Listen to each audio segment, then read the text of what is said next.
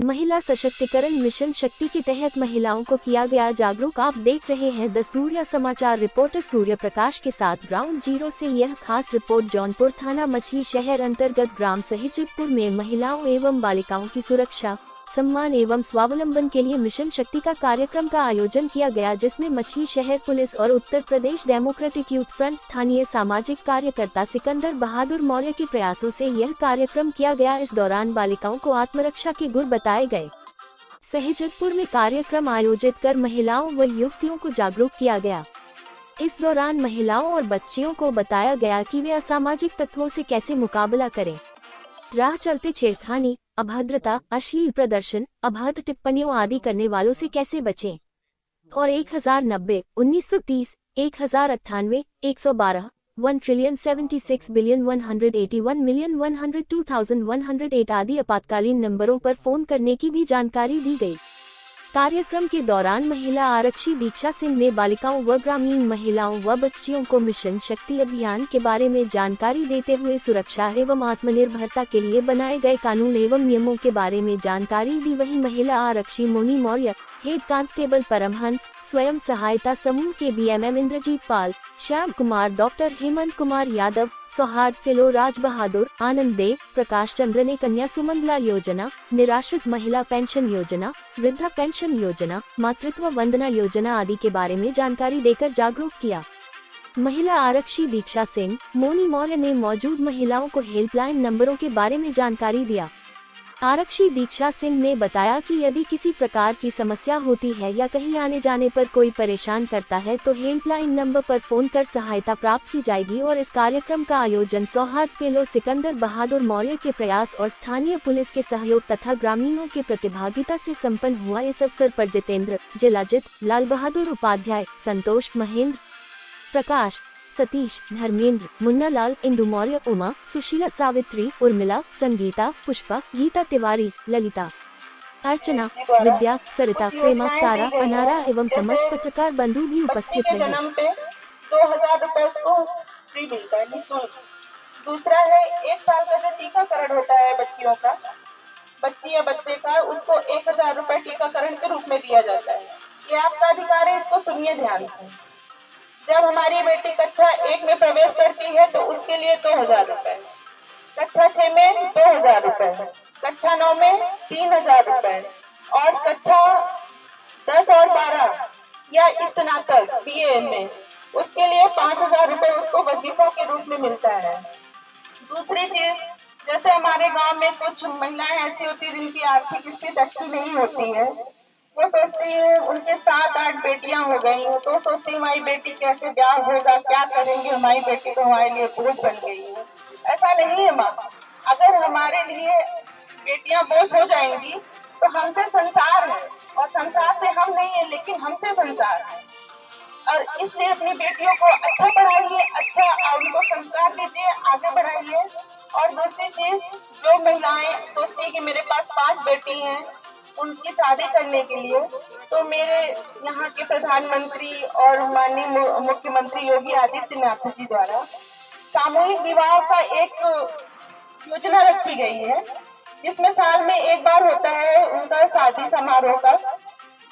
तो आप ऐसा करिए, अपने गांव के जो प्रधान जी हैं उनके द्वारा रजिस्ट्रेशन करवाइए आधार। जैसे बाग में हरियाली होती है, वैसे परिवार में पुरुष का बहुत बड़ा महत्व होता है, क्योंकि हर नारी पुरुष के पीछे ही चलती है, हर कंधे से कंधा मिला के। अगर हमें रात में कहीं जाना है, बिना पुरुष के, अपने माँ बाप भाई बगैर के हम लोग नहीं निकल सकते। लाख वर्दी पहने हैं लेकिन पुरुष की जरूरत पड़ती है। मेरे साथ के अधिकारीगण, कर्मचारीगण हमारा मतलब मेरे साथ अपना पूरा योगदान देते हैं, तभी हम लोग कहीं आगे बढ़ पाते हैं। इसलिए पुरुषों से विनम्र निवेदन है कि नशा मुक्ति को एकदम त्याग दें। इससे ना हो 12 हो, धीरे धीरे करिए, लेकिन इसको छोड़िए भैया। इससे हमारे समाज में बहुत बुराइयां और हम लोग बहुत पीछे जा रहे हैं। आज एक बोतल अगर आदमी लेता है तो 1,000 का लगभग है। वही अगर आदमी 1,000 का ड्राई फ्रूट अपने बच्चों को खिलाएगा, उनका मानसिक और शारीरिक विकास होगा, जिससे हमारा भारत आगे बढ़ेगा, समाज की बुराइयां बढ़ेंगी। और एक चीज और, अपने बच्चों को अच्छा ज्ञान दीजिए। कुछ घर में ऐसा होता है कि लड़कियां अगर घर से निकली उनके माँ बाप जैसे उनके माँ बाप क्या करते हैं कि लड़की गई तो 5 बजे के पहले क्यों नहीं, अंधेरा हो रहा, लड़की आ नहीं रही है, और आती है तो माँ बाप इतना गुस्से में हो जाते हैं कि उसको मारना शुरू कर देते हैं, तुम कहाँ थी, तुम कहाँ थी, ना आती तो तुम्हारी हड्डी तोड़ देते, ऐसा बोलते हैं लोग। लेकिन वही बेटा 2 बजे रात तक नहीं आता तो लोग कहते रहे वो पार्टी कर रहा हो सकता है वही बेटा बलात्कार कर रहा हो, वही बेटा हत्या कर रहा हो। तो जितना बेटी पे ध्यान देते हैं उतना बेटे पे भी ध्यान देने की जरूरत है इस समाज में। सारी जिम्मेदारी पुलिस डिपार्टमेंट की नहीं है, हम सबकी है, समाज से जुड़े हैं, हम आपके लिए हैं, आपके लिए तत्पर है। ये वर्दी हर टाइम 24 घंटे हम लोग आपके, लेकिन बिना आपके योगदान के ये वर्दी भी कुछ नहीं कर पाएगी। खाकी में बहुत ताकत है, लेकिन पहले पब्लिक है तब खाकी है, क्योंकि आपके योगदान से ही हम लोग आगे बढ़ते हैं। आप साथ नहीं देंगे तो हम लोग तो एकदम निष्फल हो जाएंगे। हर मोड़ पे पुलिस दुखी दिखाई पड़ेगी और निराश पूर्ण वैसे ही दिखाई पड़ेगी जैसे वर्दी में कोई दम नहीं। आप मेरा योगदान करिए, भाइयों से, बहनों से, माँ लोगों से सबसे निवेदन है कि हमें गलत नहीं करना, ये भी एक अपने में ठानना है। हम गलत नहीं होंगे तभी दूसरे से हम अपनी अच्छाई और सच्चाई कह पाएंगे। आप लोगों का समय लिए इसके लिए धन्यवाद। जय हिंद। मेरे बुजुर्गों को मेरा प्रणाम, मेरे परिवारजन, मेरे अधिकारीगण, मेरे संपर्क सबको मेरा प्रणाम। अम्मा अगर हमको आने में लेट हो गया, अम्मा हम लोग आपके लिए यहाँ तक कर रहे हैं ड्यूटी में, अगर हमसे कोई गलती हो उसके लिए क्षमा मांगते हैं। हमारा अभिप्राय है नारी सशक्तिकरण। आए दिन जो हिंसा, घरेलू हिंसा या दहेज प्रथा या किसी तरह से समाज के द्वारा उनको प्रताड़ित किया जा रहा है, उसके बारे में चाहते हैं। जैसे कोई भी योजना होती है सिटी में पहले आती है, शहर के लोग पहले लाभ उठाते हैं, और हम लोगों का गांव दूर होने की वजह से या सड़क की परेशानियां होने की वजह से कोई योजना आने में काफी समय लग जाता है। इसलिए अपने यहाँ के माननीय मुख्यमंत्री द्वारा, प्रधानमंत्री द्वारा जो हम आपके पास लेके आए हैं, अम्मा सुन रही है हमारी बात? नारी सशक्तिकरण मिशन शक्ति, मिशन दीदी के तहत हम आपसे बात करने आए हैं। जैसे आए दिन देख रहे हैं गांव में कुछ महिलाएं ऐसी होती हैं जिन्हें दहेज प्रथा के लिए प्रताड़ित किया जा रहा है। उन्हें घर में लाते तो बहू के रूप में खुशी खुशी, लेकिन जब लाते हैं तो 1-2 महीना 6 महीना के बाद उन्हें प्रताड़ना दी जाती है दहेज के लिए, या फिर उनको किसी तरह से कि तुम्हें ज्ञान नहीं है घर चलाने का, तुम अच्छी नहीं हो, तुम सुंदर नहीं हो। सुंदरता क्या होती है? मन की सुंदरता सबसे बड़ी सुंदरता होती है। ये शायद समाज नहीं समझ रहा है, लेकिन जो आदमी का नेचर होता है वो हमेशा रहता है।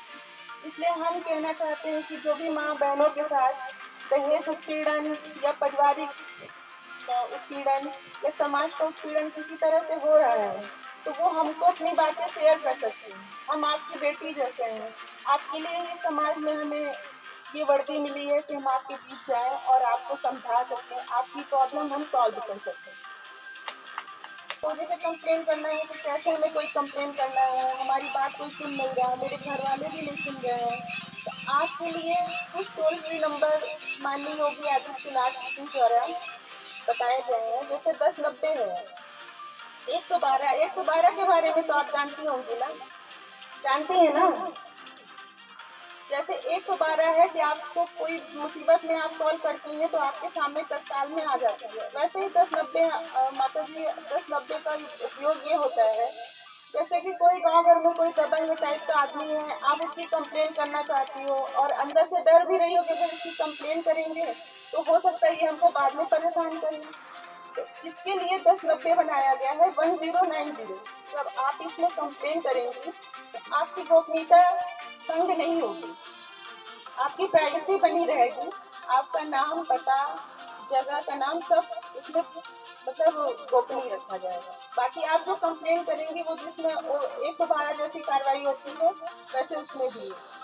176 है, 186 है, 108 है, ये सब सारे नंबर आप लोगों के लिए ही उपलब्ध कराए गए हैं।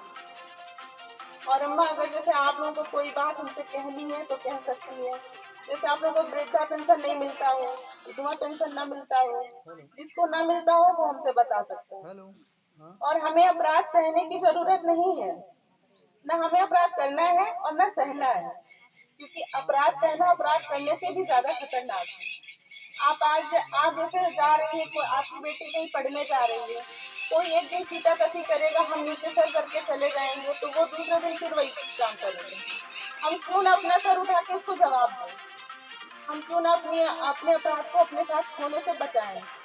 तो चुप्पी तोड़िए, हमें चुप्पी तोड़ने की जरूरत है।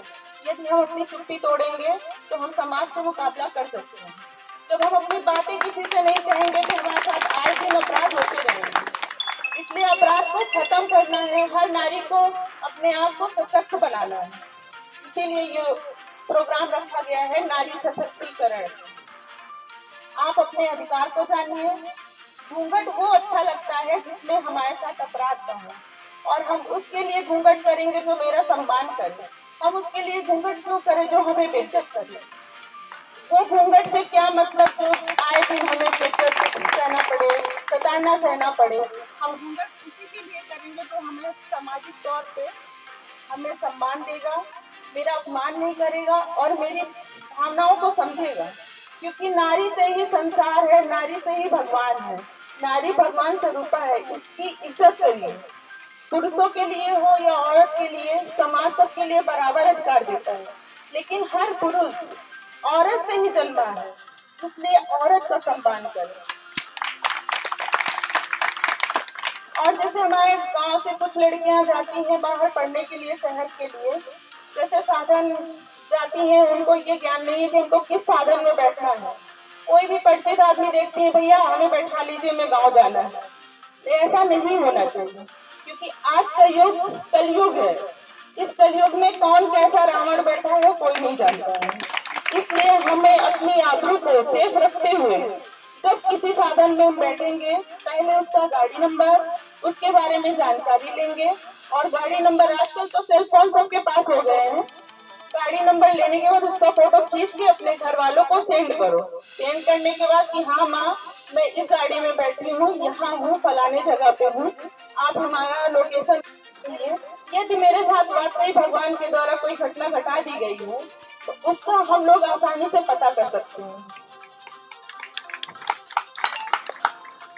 और दूसरी चीज पुरुषों के लिए है नशा मुक्ति।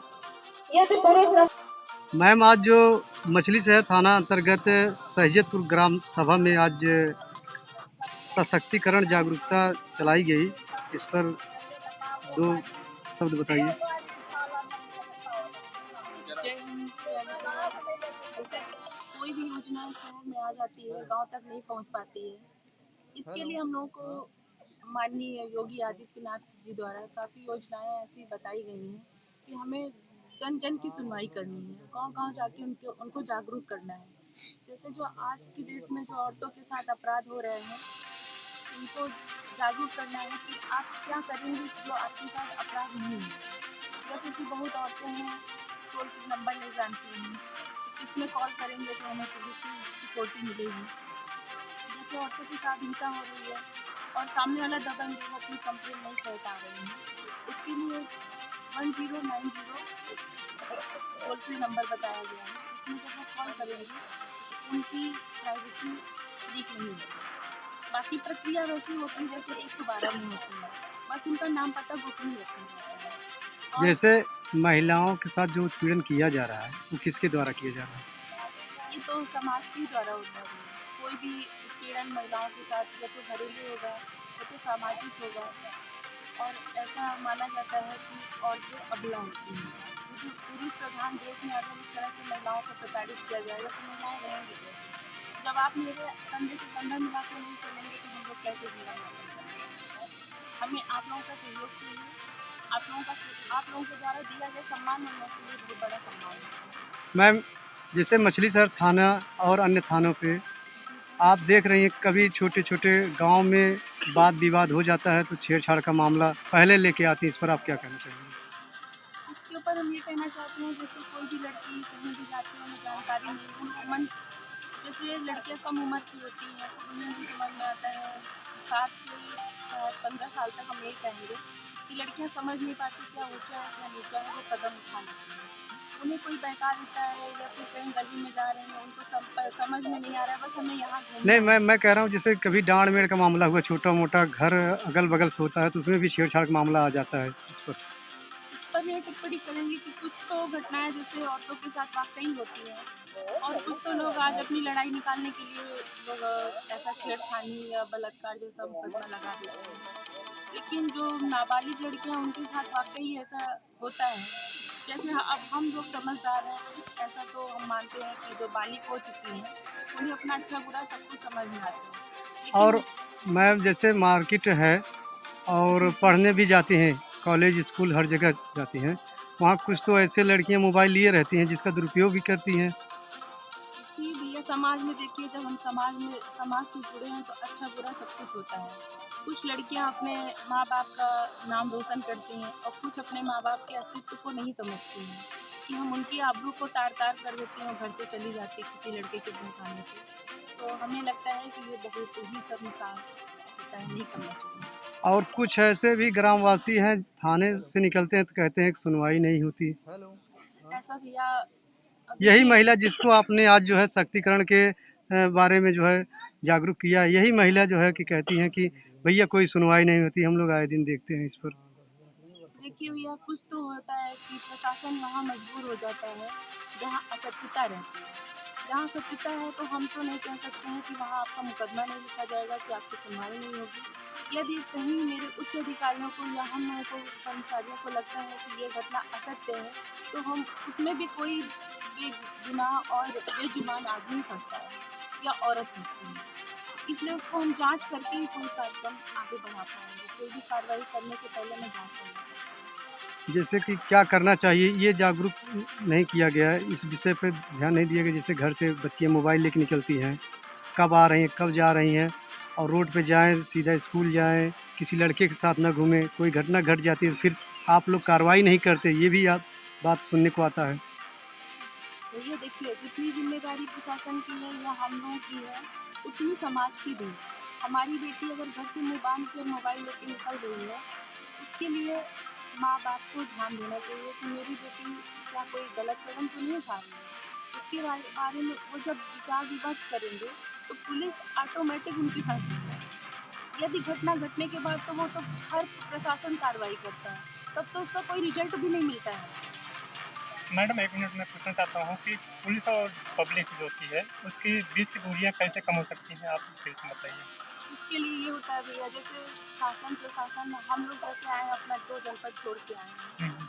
ठीक है? अगर आप लोग हमको सहयोग नहीं देंगे यहाँ के बारे में तो ABCD हम लोगों को कुछ नहीं पता है। यदि आपके द्वारा हम जौनपुर के बारे में अच्छा बुरा जान पाएँगे, किसी व्यक्ति के बारे में भी अगर हमें मुखबिरी करना है, तो आपसे पूछेंगे कि भैया ये फला आदमी कैसा है? हुँ। जब आप उसके आचरण के बारे में बताओगे तभी हम जान पाएँगे कि ये व्यक्ति कैसा है। तो इसमें हमें आपका योगदान चाहिए भैया।